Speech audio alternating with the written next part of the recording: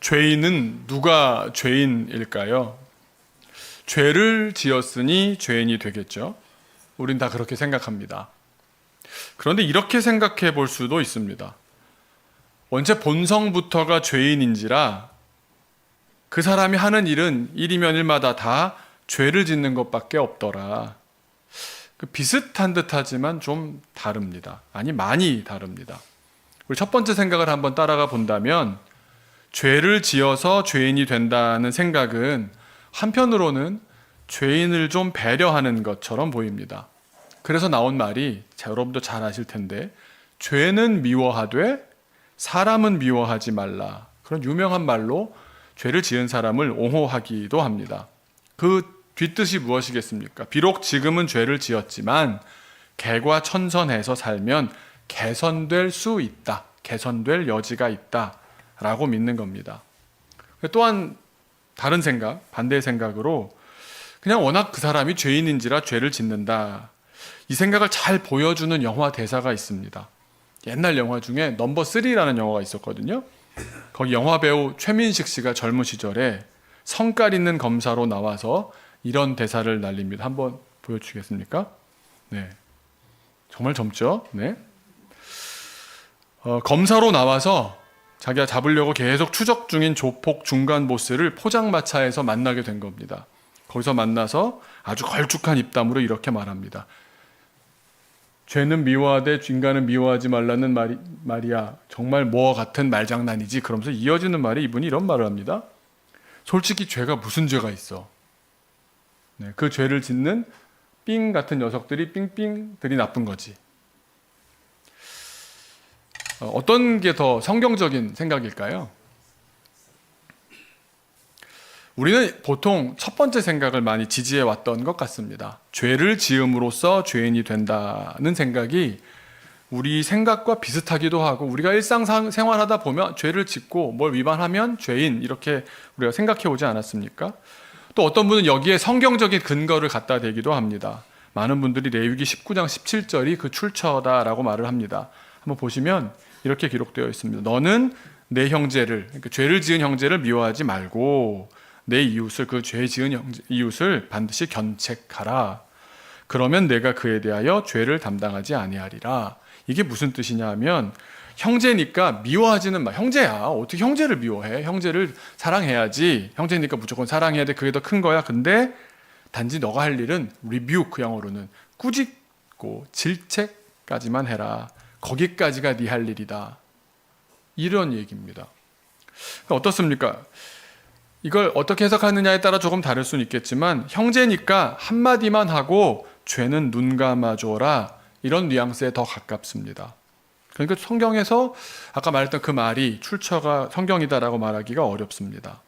그래서 더 찾아봤더니 제가 이 죄는 미워해도 사람은 미워하지 말라는 말이 어디서 나온 말인가 했더니 성경은 아닌데 어떤 교부가 남긴 말에서 나왔다고 합니다. 잘 알고 있는 우리 성 어거스틴이 남긴 말이 있는데, 성경을 어떻게든 잘 이해시키려고 했던 분 아닙니까? 적용하고 이해시키려고 했던 분이었는데 이런 표현을 썼습니다. 인간에게는 사랑을, 죄에는 증오를. 그러니까 이 말을 따다가 그렇게 퍼뜨려졌다고 합니다. 그러니까 성경 자체는 아니고 성경을 잘 적용시키려는 목적에서 했던 성경 적용 지침으로 보는 것이 더 맞는 것 같습니다. 그런데 두 번째, 인간 자신이 도무지 어쩔 수 없는 죄인인지라 뭘 어떻게 해도 하는 족족 다 죄밖에 없더라. 사실은 이게 더 성경적입니다. 절망적이기는 합니다. 아니, 우린 그럼 어떻게 살란 말인가? 날 때부터 죄인이라고 하니 이거 뭐 살아갈 희망도 없지 않은가? 절망적이기는 하지만 그것이 사실입니다. 어쩌면 넘버 3라는 영화에서 최민식 씨가 내뱉은 말은 우리 모두에게 적용되는 말인지도 모르겠습니다. 오늘 말씀을 통해서 죄에 대해서, 또 죄인이라는 정체성에 대해서 깊이 깨닫고 더불어 하나님의 은혜를 입는 시간이 되기를 기도합니다.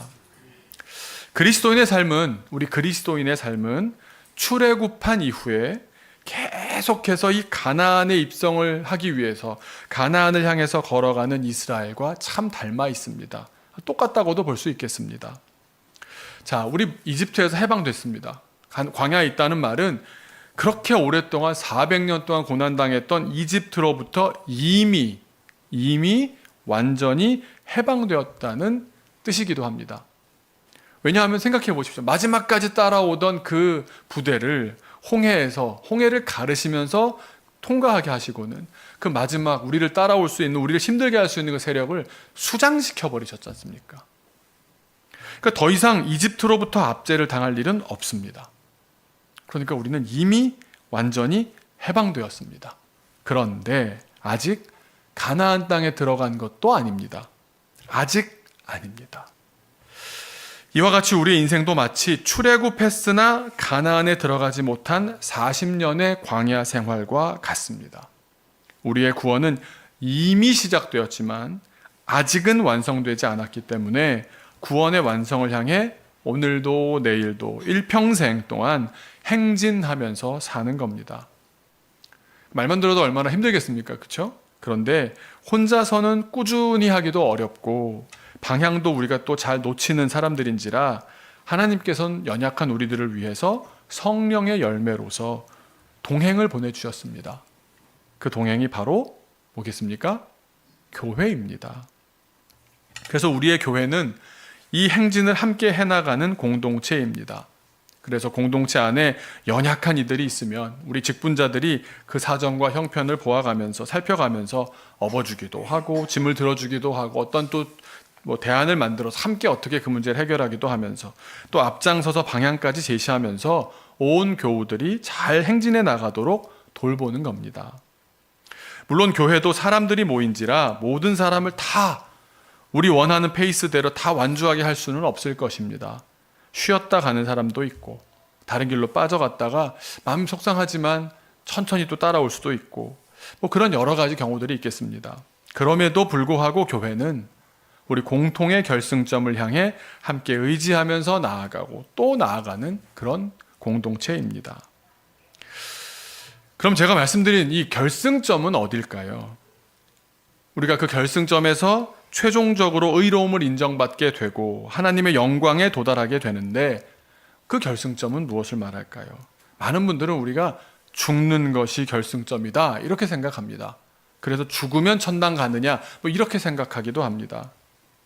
그런데 우리는 살아있을 때에도 이미 결승점에 도달한 채로 살아갈 수가 있습니다. 왜냐하면 우리 인생, 우리 교회의 결승점은 바로 하나님의 주님 되심을 온전히 이루는 것이기 때문입니다. 우리가 살아있지만 지금 저 사람은 어떻게 저렇게 살아? 저 사람을 보니까 정말 저 사람의 주인은 하나님인 것 같아. 남이 봐도 그렇고 스스로도 그것이 확신 가운데 살아간다면 이미 이 세상 사는 동안에 천국을 누리며 사는 삶 아니겠습니까? 저는 자기 인생을 다 통째로 하나님께 드려가며 최전방에서 신앙생활 해나가시는 선교사님들을 보면 참 도전을 많이 받게 되고 제가 참 힘을 많이 얻게 되는데요. 그렇게 선교사님이라던가 좋은 신앙인들을 만나면 이런저런 상황과 주변 여건들은 다 달랐지만 공통점으로 이렇게 깔때기처럼 모아지는 이야기가 있습니다. 이렇게 말씀하십니다. 내 거 하나도 없었는데 여전히 쥐고 있는 게 있었더라고. 그것까지 내려놓고서야 진짜 하나님이 나의 주인이십니다 고백하게 되더라고. 나 잘해온 줄 알았는데 하나님께서 이렇게 물어보더라고. 정말로 나를 믿느냐? 아니 잘 믿어서 여기까지 왔고 지금 무슨 말씀이세요? 정말로 나를 믿느냐? 그 말을 물어보더라. 그 목소리 듣게 될 때 아니었습니다라고 대답할 수밖에 없었던 자기를 만나게 되더라. 한편으로 보면 이 땅에서 선교사로 헌신하시는 분들이라면 자기 인생의 그 많은 시간과 그 모든 가능성들 통째로 드리는 분 아닙니까? 하나님이 주인이 아니시라면 그런 선교사가 되는 결단 누가 했겠습니까? 왜 사서 그런 고생했겠습니까? 하나님이 주인이시니까 그렇게 결단하지 않았었겠습니까? 그런데 한참 선교하시는 중에 계신 분들께서 이제사 주님은 나의 진정한 주인이십니다. 이러면 어떻게 되는 겁니까? 하나님께서 진짜 나의 주인이 되시는 삶은 이미 시작되었지만 그렇다고 아직 완성된 것은 아닌 겁니다. 아무리 믿음 좋았던 사람도요, 또 흔들리고요, 또 옛날로 얼마든지 돌아갈 수 있습니다. 결승점까지 갔다고 생각했던 사람들인데 돌아가는 것도 보게 됩니다. 그래서 그 세상이, 우리가 이 땅에서의 삶이 끝날 때 그 경주가 끝나는 겁니다. 그 순간은 아무도 모르기 때문에 그 순간까지 결승점을 향해 행진, 교회와 함께 행진해 나가는 겁니다. 처음에 출애굽기, 민수기 이렇게 읽어봤을 때 정말 이스라엘 백성을 이해하려고 해도 아무리 이해하려고 해도 이해할 수가 없는 겁니다. 어쩜 저 광야의 백성들이 어쩜 그렇게 못돼 처먹었는지 해도 너무한 겁니다. 그러면서 어떤 생각이 들었냐면, 야, 나는 저 사람과는 달라. 그 사람과 나는 근본부터 다르다는 생각을 하게 되었습니다. 그런데 성경을 읽고 신앙생활을 하고 나이가 들어가면 무엇을 발견합니까? 저들보다 내가 나은 게 없구나. 아니, 내가 더 훨씬 못하구나. 우리가 똑같은 사람들입니다. 저는 광야길을 갔던 이스라엘 백성들의 푸념들 가운데 제일 마음에 와닿고 제일 많이 암송하는 말씀이 있습니다. 너무 재밌어가지고요. 야, 저건 진짜 실생활이다. 저건 찐 푸념이다. 찐 불평이다 싶은 게 있는데, 한번 생각해 보십시오. 사람이 홍해를 경험한다. 10가지 재앙을 경험한다. 만나와 메추라기를 날마다 먹는다. 이런 기적을 날마다 경험하며 살아가고 있는데도요, 무엇 때문에 시험 드는지 아십니까? 민수기 11장 5절, 제가 정말 좋아하는 말씀. 이거 뭐 암송하라고 제가 이렇게 드릴 말씀은 아닌데, 사람들의 표현입니다. 이게. 우리가 애굽에 있을 땐 값없이, 돈도 안 냈어. 생선도 오이도 참외도, 그다음에 저한테 찔리는 구절 여기서부터입니다. 부추를 제가 굉장히 좋아하거든요. 성경에 부추가 나온다는 사실 아셨습니까? 부추도 파도 마늘도 먹은 거 다 생각나지 않냐? 정말 생생하지 않습니까? 정말 저 같은 겁니다. 정말 흔하게 먹었던 것들 못 먹게 되었다고 불평하고 원망하고 있습니다. 그런데 그들이 말하지 않는 게 뭡니까? 그런 걸 돈 없이 먹었다는 건 뭡니까? 배급받았다는 거 아닙니까? 내 자유가 없고 원하는 만큼 먹지도 못했는데 그거 먹었다라는 그것만 딱 떼서 좋은 기억으로 갖고 있는 겁니다. 그걸 먹고 있을 때 그들의 신분이 뭐였는데요? 노예였지 않습니까? 노예였지 않습니까? 그 사실은 생각하기 싫다고 생각 안 하는 거고, 선택적인 기억이고요. 자기 맘대로 기억하는 임의적인 기억입니다. 자기 기억하고 싶은 것만 기억하면서 자기 생각하고 싶은 대로만 생각하고요. 불평하다가는 그 다음에 어떻게 되는, 이 불평이 무서운 게요, 불평으로 끝나지 않습니다. 불평하고 딱 이어지는 말이 뭐죠? 우리가 그냥 입에 달고 있는 말, 불평과 원망이죠. 원망은요, 그 한자 뜻도 그렇고 영어도 똑같습니다. 뭐냐 하면 먼저 자기 안에서 잘못되는 겁니다. 자기 안에서 뭐가 불 끓듯이 뭐가 부글부글 끓는 겁니다. 그 다음에 원이 그거거든요. 망이 뭔지 아십니까? 그걸 남에게 해코지 하는 겁니다. 그래서 영어의 저주 이런 말과 같은 개념입니다. 그렇지 같은 말이죠. 내 안에서 먼저 잘못되고 그걸 다 남한테 푸는 거거든요.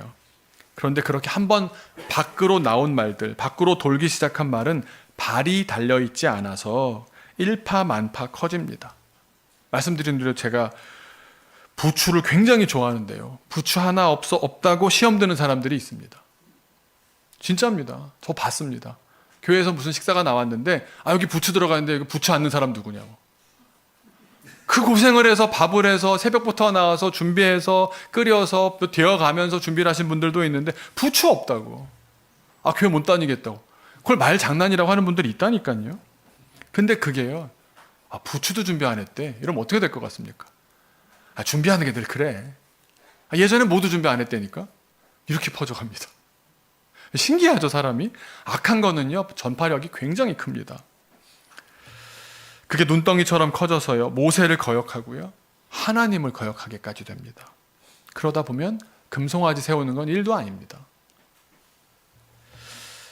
저 같은 이런 사람들, 부추 하나에도 시험 쉽게 드는 저 같은 사람들 어떻게 해야 정신 차리겠습니까? 여러분이라면 어떻게 처리하시겠습니까? 이들을 혼내야죠, 그죠? 혼내야죠.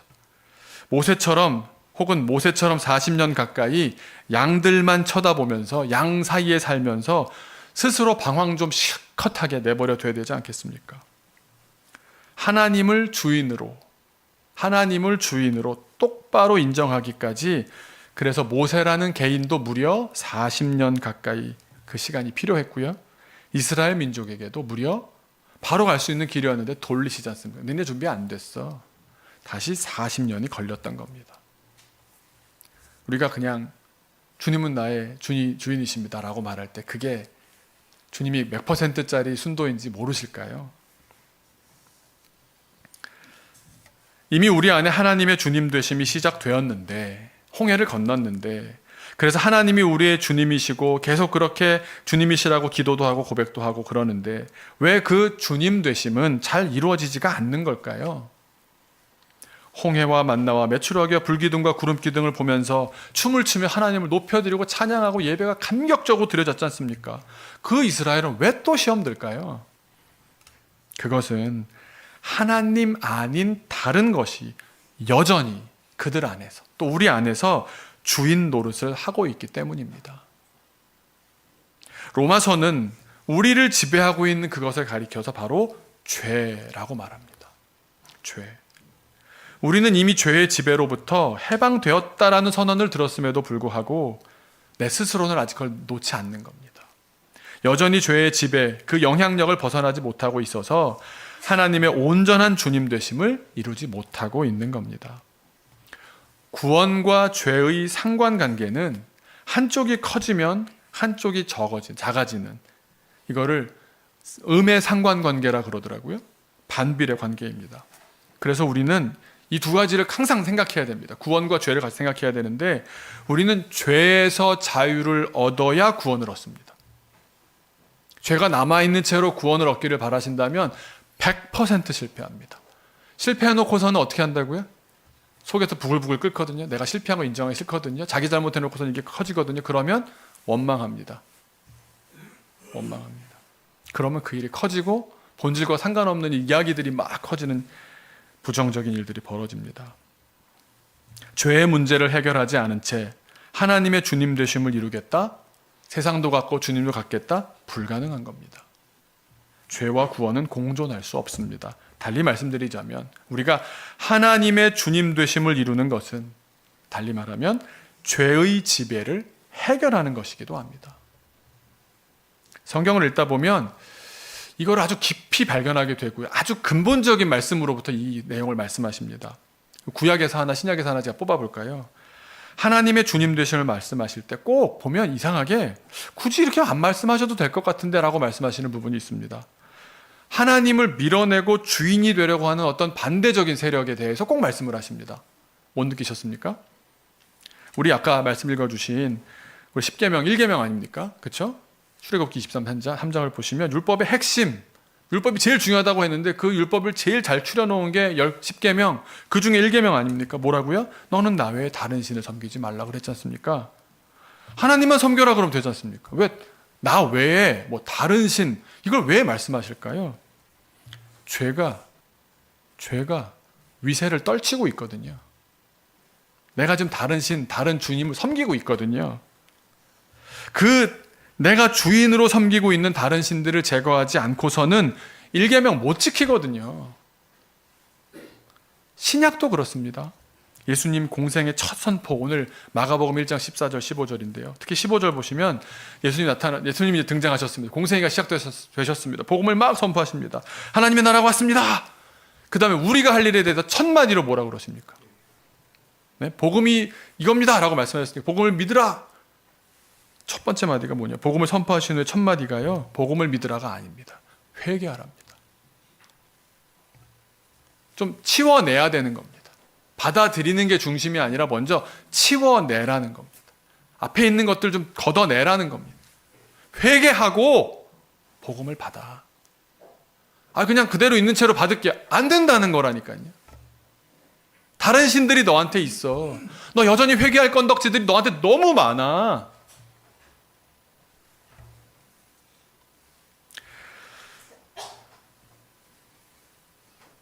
나는 어떻게 생각하는지 몰라도 나는 되게 자신한테 관대하다니까요. 자기 편한 대로 생각한다니까요. 이 정도는 죄가 아니죠. 자기 혼자 타협을 스스로 한다니까요. 자기가 하나님이 되는 겁니다, 여러분. 그거는. 그래서 혼자 타협해놓고 내가 이 정도는 알아서 천천히 제가 죄의 문제 해결해 갈 테니까요. 일단 주식이나 하시고 복음을 일단 받고 보죠. 좋은 거 다 모아놓으면 좋지 않겠습니까? 그렇게 돌아가는 게 아니라니까요. 나는 어떻게 생각하는지 몰라도 하나님께서 보시기에는 네 안에 아직 네가 절대 내버리지 못하는 죄의 지배력이 말초신경까지 다 뻗쳐 있지 않느냐, 그 말씀하시는 것 아닙니까? 그걸 해결 안 하고서 입으로만 하나님은 나의 주님이십니다. 주님 보실 때 뭐라고 들려지시겠습니까? 어떻게 들려지시겠습니까? 자기 기만 아니겠습니까? 얘가 참 모르네. 야, 얘는 뭐 목회자 목사 안수를 받았는데, 야, 얘는 무슨 뭐 교회에서 직분을 받은, 야, 얘는 선교까지 나왔는데도, 야, 갈 길이 머네. 그러지 않으시겠습니까? 우리가 진실하다고 고백하지만 만군의 하나님께서 순도 몇 퍼센트인지 모르시겠습니까? 그러니 회개하지 않으면 믿을 수 없다 말씀하시는 겁니다. 다른 주를 떠나지 않으면 하나님을 주님으로 삼을 수 없다 말씀하시는 겁니다. 그래서 이 두 가지 말씀은 같은 말씀입니다. 회개하고 복음을 믿으라. 하나님 외에 다른 신을 섬기지 말라. 같은 말씀 아닙니까? 여기서 다른 신들이라는 게 무슨 뭐 불교의 불상의 절하고 이런 게 아니지 않습니까? 믿는 우리들에게마저도 여전히 지배력을 갖고 있는, 뭐 돈일 수도 있고요, 뭐 자식일 수도 있고요, 어떤 사람에 대한 관계에 대한 열망일 수도 있고요. 자기마다 다 다르지 않습니까? 그러니까 이게 쉽게 얘기하기 어렵다니까요. 죄라는 게 그렇게 교묘합니다. 내가 제일 약점, 취약점인 것을 딱 잡고 있다니까요. 그거 내려놓을 수 있습니까? 아, 이것까지는 안 되겠는데요. 거기라니까요. 그거라니까요. 그걸 깨신다니까요. 하나님의 주님 되심을 그 과정을 통해서 이루어 가시는데 거기서 그만둘 확률이 얼마나 높겠습니까? 로마서는 우리를 지배하는 그 세력, 하나님 아닌 다른 주인, 그것을 통틀어서 죄라고 말씀하는 겁니다. 그러니까 우리가 짓는 죄를 죄라고 말할 뿐만 아니라 죄라는 하나님께 반대하는 모든 세력을 죄라고 말씀하는 겁니다. 이를 잘 보여주는 사건이 바로 아담의 범죄입니다. 아담은 어떻게 죄인이 되었습니까? 우리 첫 번째 생각을 따라간다면 이렇습니다. 아, 법을 어겼기 때문 아닙니까? 하나님 말씀이 곧 법인데, 뭐 그러면 또 말이 되는 것 같죠? 하나님 말씀이 곧 법인데 그 법을 어겼으니까 죄를 범한 범죄자 등식이 성립되는 것 같죠. 그런데 우리가 죄가 무엇인지 우리들은 지금까지 설교해온 게 있으니까 그 기준을 한번 다시 정해 보겠습니다. 우리가 기존에 생각했던 죄에 대한 건 이런 겁니다. 뭐 빨간불에 건너면 죄야 아니야? 이런 거. 몇 킬로 넘으면 여기 과속 위반이어서 위반하는 거니까 죄야. 그러니까 범죄가 하나의 어떤 낱낱의 행위라고 생각합니다. 이럴 때 죄의 기준은 무엇입니까? 법령의 위반입니다. 죄는 법을 위반하는 거야. 아담의 범죄 사실도 그래서 우리가 끼워 맞추다 보니까, 아니 하나님 말씀이 법인데 그 법을 어겼으니, 그 말씀을 어기는 건 법을 어기는 거니까 범죄야. 범죄했네. 우리가 이렇게 성경을 읽어왔던 겁니다. 그렇지 않습니까? 그런데 성경은 그렇게 말씀하지 않습니다. 특별히 이 신약 말씀 로마서에서는 전혀 새로운 이야기를 말씀을 해주십니다. 오늘 본문 13절을 한번 먼저 보시겠습니다. 같이 한번 읽어볼까요? 시작. 죄가 율법 있기 전에도 세상에 있었으나 율법이 없었을 때에는 죄를 죄로 여기지 아니하였느니라. 율법 있기 전에도 세상에 죄가 있었다니까요. 무슨 말이겠습니까? 율법이 법률이고 규칙 아닙니까? 그런데 그 죄의 기준이 되는, 죄를 규정해주는 법률과 규칙이 만들어지기 전에도 죄가 있었다니까요. 아니 뭘 어겨야 죄인데 어길 거가 뭔지도 모르는데 죄를 짓다니요. 이게 무슨 말씀입니까?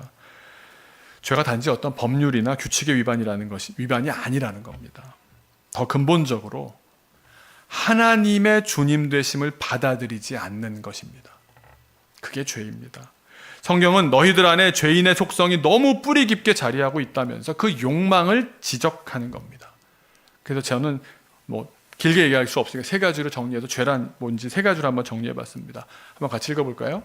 시작. 죄란 죄를 사랑한 나머지 죄의 지배를 선택하고 그 죄가 나를 지배하도록 허용하고 그래서 하나님의 주님 되심을 거부하는 것입니다. 많은 분들 그렇게 얘기해요. 내가 죄를 사랑하지 않았는데요. 죄의 지배를 선택한 적 없는데요. 근데 여러분, 저런 선택들은 어떻게 이루어질까요? 내가 선택했어! 이렇게 선언적으로 하지 않고요. 가만히 있다가 스물스물 들어가는 겁니다. 근데 마음에 슬쩍 허용하는 겁니다. 근데 사실 그 속마음은 어떻습니까? 그 죄가 좋은 겁니다. 그 죄를 지으면서 막 쾌감을 느끼고 있었던 겁니다. 입으로는 아니고 겉으로는 자기가 자기를 속인다니까요. 죄가 이렇게 무섭습니다.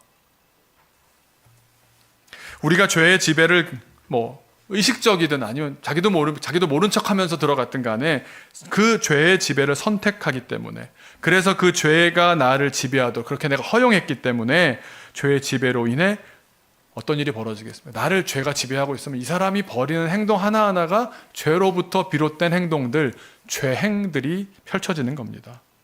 그러나 반대로 내 안에 하나님의 주님 되심이 이루어진다면 어떻게 되겠습니까? 이 사람이 하는 행동이 뭐 과속할 수도 있고 뭐 그런 것도 있을 수는 있는데요, 선한 행위들이 열매로 맺어지는 겁니다.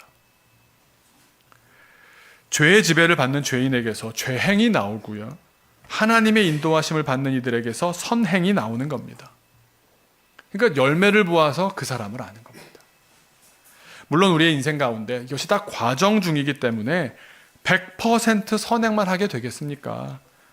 이랬다가 저랬다가 하기도 하고, 지금은 잘했는데 나중은 또 안 될 수도 있고, 왜 그러겠습니까? 아직 흔들리기 때문입니다. 하지만 이 방향만큼 우리가 놓치지 말아야 합니다. 아까 13절 말씀에서 율법도 규칙도 있기 이전에 죄가 있었다는 그 범죄, 어떤 내용을 가지고 말씀하는 걸까요? 누구의 범죄를 두고 말씀하는 걸까요? 바로 아담의 원죄 사건, 그 범죄입니다. 창세기 3장 3절을 보면 어떻게 기록되어 있습니까? 준비됐습니까? 제가 말씀을 드렸나? 동산 중앙에 선악과를 갖다 두었습니다.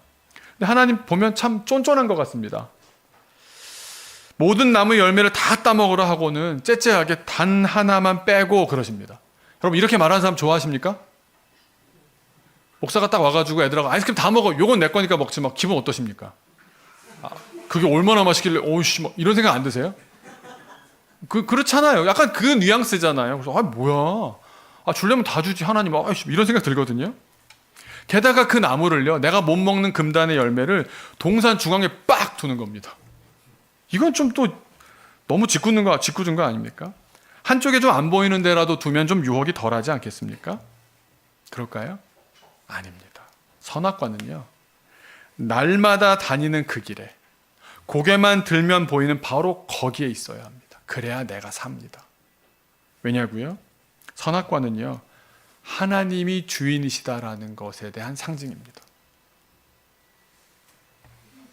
하나님의 주님 되심을 보면, 맞아, 선악과를 보면서 하나님의 주인이시지, 내가 다른 거 다 먹을 수 있어도 하나님의 세계가 있지, 하나님이 하셨지, 그 주님 되심을 바라본다면 이어서 무슨 생각이 들겠습니까? 맞아, 나는 피조물이지. 그러면 어떻게 생각이 이어져야 정상이겠습니까? 아니, 다른 피조물들이 이렇게 많은데 나에게 이 피조물들을 선물로 주셨다고? 다른 피조물과 비교해서 나을 것 하나 없는 똑같은 피조물인 나에게 에덴의 이 모든 풍요로움을 누리게 하신 것은 특별한 은총이구나. 이건 정말 당연한 것 아니지. 이렇게 생각해야 정상이거든요. 이걸 자각하라고 두신 것이 선악과이기 때문에 고개만 들면 보이도록 두시고 손 못 대도록 금단하신 것이 옳고도 옳은 결정 아니겠습니까? 그러니까 아담의 입장에서 보면 그 선악과에 손을 대지 않음으로써 하나님의 주님 되심을 인정하는 겁니다. 절대라는 가치를 내가 범접해서는 안 되는 겁니다. 하나님과의 관계에 있어서 내가 절대 지켜야 될 것에 대해서는 절대적 가치로 내가 접근해야 되는 겁니다. 그렇게 인정할 때 아담은 어떻겠습니까? 에덴에서의 풍요로운 삶과 완전한 자유가 그렇게 감사하며 순종하는 아담에겐 주어지는 겁니다. 이것이 하나님과 인간 사이 최초의 언약이었습니다. 그런데 인간이 거부했습니다. 자기가 주인 행세하면서 하나님을 무시해버렸습니다. 말로는 하와가 그랬는데요. 잘 보이는데 두고 왜 그러셨? 자기가 주인이 될 줄로 알았고 자유를 누릴 줄로 알았습니다. 그런데 그 결과가 무엇입니까? 정반대였습니다. 하나님의 주인 되심을 거부한 결과 죄의 지배 아래 던져져서 모든 자유를 잃어버리고 말았습니다. 그것을 가리켜 본문 12절은 뭐라고 말씀하시냐? 12절 한번 보여주면요, 같이 한번 읽겠습니다. 시작. 그러므로 한 사람으로 말미암아 죄가 세상에 들어오고 죄로 말미암아 사망이 들어왔나니 이와 같이 모든 사람이 죄를 지었으므로 사망이 모든 사람에게 이르렀느니라. 에덴의 그 풍요로운 자유와 평화는 사라져버렸고 대신 고통과 속박과 비참함이 인간의 삶을 채우게 되었습니다. 이제 그래서 우리가 죄가 지배하는 세상에 사는 겁니다. 이래놓고서는 아담 때문이야 이러고 싶으십니까? 그렇게 말하기에는 우리 안에 속성이 여전히 남아있지 않습니까? 아담은 법 하나 어겨서 죄인이 된 것이 아닙니다. 아담은 하나님의 주님 되심을 거부했기 때문에 죄인이 된 것입니다. 그 결과 죽음이라는 운명을 맞이하게 된 것입니다. 법 하나 지켰네 어겼네보다 훨씬 더 본질적이고 중요한 사실은 내가 하나님을 나의 주님으로 인정하며 살고 있는가 이것입니다. 저 어렸을 때 이걸 선악과 읽을 때마다 그런 생각을 해봤습니다. 나라면 어땠을까 이 생각 많이 하지 않습니까? 저는 거기 나무들이 많고 내 마음대로 할 수 있는 나무들이 많잖아요. 그래서 대나무같이 높은 나무 10m 이상씩 자라는 나무인데 선악과의 높이는 성경에 나와 있지 않지만 그 나무들을 다 잘라가지고 장대를 만들어가지고요 이렇게 안 보이게 눈에 안 띄게 둘러치면 좋겠다는 생각이 들었습니다. 일단 안 보이면, 왜냐 성경에 제일 중요한 게 뭡니까? 보암직도 하고 여기서부터 시작하잖아요. 안 보면 끝 이렇게 혼자 생각을 한 거예요. 그래서 다 잘라가지고 착 돌려가지고 그쪽은 고개를 어떻게든 안 보고 이렇게 해야지. 여러분 전설의 고향의 법칙이라는 거 아십니까? 전설의 고향을 볼 때는 이상하게 이불을 갖고 있어요 옛날에. 눈만 감으면 되는데 이렇게 하면서 안 보려고 하는데 그게 결국 뭡니까? 결국 보죠. 보기 위해서 이게 안 보기 위해서 갖고 있는 이불이 아니고요. 보려는 내 속성이 있는 겁니다. 두려운데도 하고 싶은 겁니다. 이러고 있는 거라니까요, 우리가.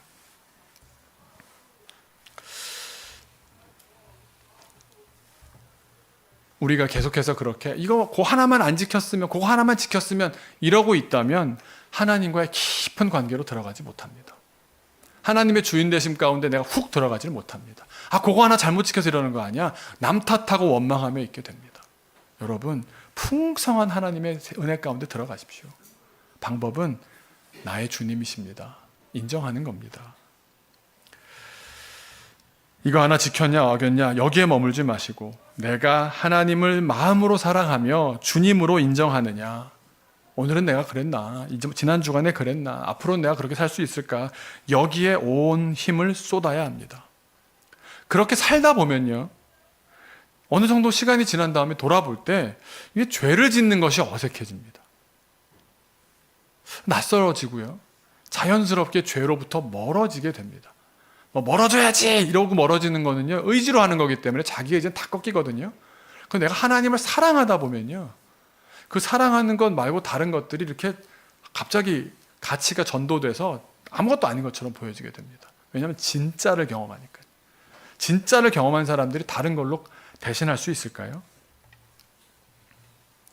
내가 자연스레 거룩해져 가고 의로워져 가고 또 물론 멈추기도 하고 퇴행하기도 하겠지만 그건 또 우리가 별 수 없는 인간들이기 때문에 세상 사는 동안 그런 일 한두 번, 두세 번 혹은 여러 번 벌어지지 않겠습니까? 그럴 때마다 다시 또 교회로 나와서 시작하고 이어가고 또 같이 행진하는 겁니다. 한번 오늘 자기 돌아온 삶을 돌아보면서 이렇게 생각해 봤으면 좋겠습니다. 지금 나의 위치는 어디쯤일까? 정말 함께 어깨를 맞춰서 발 맞춰서 잘 행진하고 있나? 심지어 또 누구의 손을 붙잡고 누구를 업어가며 잘 행진하고 있나? 아니면 그렇게 일은 하고 있는데 내 마음으로는 좀 거북스러운가? 가다가 멈추고 싶은 건 아닌가? 다른 길로 잠시 가고 있던 건 아닌가?